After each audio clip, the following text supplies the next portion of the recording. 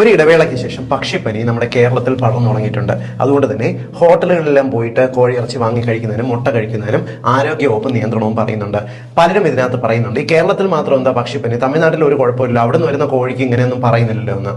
യഥാർത്ഥത്തിൽ ഇതിന്റെ സത്യാവസ്ഥ എന്തെന്ന് പറഞ്ഞുതരാം. പക്ഷിപ്പനി എന്ന് വിളിക്കുന്നത് പക്ഷികൾക്ക്, പ്രത്യേകിച്ച് കോഴി, താറാവ് പോലുള്ള പക്ഷികൾക്ക് വരുന്ന ഒരിനം വൈറസാണ്. ഈ വൈറസ് അവയിൽ വന്നു കഴിഞ്ഞാൽ വൈറസുകൾ അവയ്ക്ക് ജലദോഷം പോലുള്ള ലക്ഷണങ്ങൾ, തൂങ്ങി നിൽക്കുന്ന ലക്ഷണങ്ങൾ, കണ്ണുകൾക്കൊരു പിങ്ക് ഡിസ്കളറേഷന്, വയറിളക്കം പോലുള്ള ലക്ഷണങ്ങൾ കാണുകയും കോഴികൾ ചത്തുപോവുകയും ചെയ്യും. ഇതിനകത്തുള്ള റിസ്ക് ഫാക്ടർ എന്തെന്ന് പറഞ്ഞാൽ കോഴികളെ പരിപാലിക്കുന്ന, ഇപ്പോൾ കോഴികളെ അവിടെ നോക്കുന്ന തോട്ടക്കാരനോ ഇല്ലെങ്കിൽ കോഴി ഇറച്ചി വെട്ടുന്ന ആൾക്കോ എല്ലാം തന്നെ ഈ വൈറസ് അവരിൽ നിന്നും പകരാനുള്ള സാധ്യതയുണ്ട്. മനുഷ്യനിൽ ഈ രോഗം വന്നു കഴിഞ്ഞാൽ 50% മരണനിരക്ക്. അതായത് 2 പേർക്ക് പക്ഷിപ്പനി ബാധിച്ചു കഴിഞ്ഞാൽ അതിൽ ഒരാൾ മരണപ്പെടാനുള്ള സാധ്യതയുണ്ട്. അതുകൊണ്ടാണ് ഇത് ഇത്ര റിസ്ക് ഉണ്ടെന്ന് പറയുന്നത്. ഇത് സംഭവിക്കുന്നത് മനുഷ്യനിൽ വന്നു കഴിഞ്ഞാൽ ചെറിയൊരു ജലദോഷ പനി പോലുള്ള ലക്ഷണം കണ്ടിട്ട് നല്ല പനി, നല്ല ദേഹവേദനയിലേക്കും വരികയും അതോടൊപ്പം ശ്വാസകോശത്തെ ഇത് ബാധിച്ച് കടുത്ത ന്യൂമോണിയ ബാധയിൽ മരണപ്പെടുകയുമാണ് ചെയ്യുന്നത്.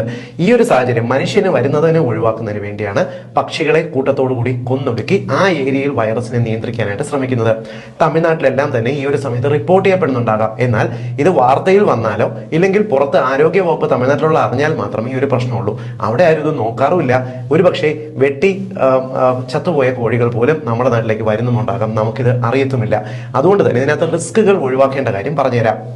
കോഴിയിറച്ചിയോ കോഴിമുട്ടയോ നമ്മൾ പാകം ചെയ്ത് ഉപയോഗിക്കുകയാണെങ്കിൽ ഇവയിലൂടെ നിങ്ങൾക്ക് രോഗം പകരാനുള്ള സാധ്യത കുറയും. കാരണം 74 ഡിഗ്രിക്ക് മുകളിൽ ചൂടാക്കുന്ന കോഴിയിറച്ചിയിലോ കോഴിമുട്ടയിലോ ഈ വൈറസുകളുടെ സാന്നിധ്യം ഉണ്ടാകില്ല. എന്നാൽ വൈറസ് നിങ്ങൾ വീട്ടിൽ പാകം ചെയ്യുന്നവർക്ക്, വീട്ടിൽ വാങ്ങി കഴുകുന്നവർക്ക് ഇത് പകരാനുള്ള സാധ്യതയുണ്ട്. അത് വരാതിരിക്കാൻ നിങ്ങൾ കോഴി നന്നായിട്ട് കഴുകുന്ന സമയത്ത് അതോടൊപ്പം മറ്റു പച്ചക്കറികളൊന്നും കൂടെ വെച്ച് കഴുകാതിരിക്കുക. കോഴിയിറച്ചി നന്നായിട്ട് കഴുകിയതിനു ശേഷം കൈകൾ സോപ്പിട്ട് വൃത്തിയാക്കുക. കോഴിയിറച്ചി കഴുകുന്ന വെള്ളം മൂക്കിലേക്കോ വായിലേക്കോ കണ്ണിലേക്കോ തെറിക്കാതിരിക്കാൻ പ്രധാനമായിട്ടും ശ്രദ്ധിക്കണം. ഈ ഒരു രീതിക്ക് നോക്കിക്കഴിഞ്ഞാൽ കോഴിയിറച്ചി സേഫ് ആയിട്ട് നിങ്ങൾക്ക് പാകം ചെയ്ത് ഉപയോഗിക്കാം.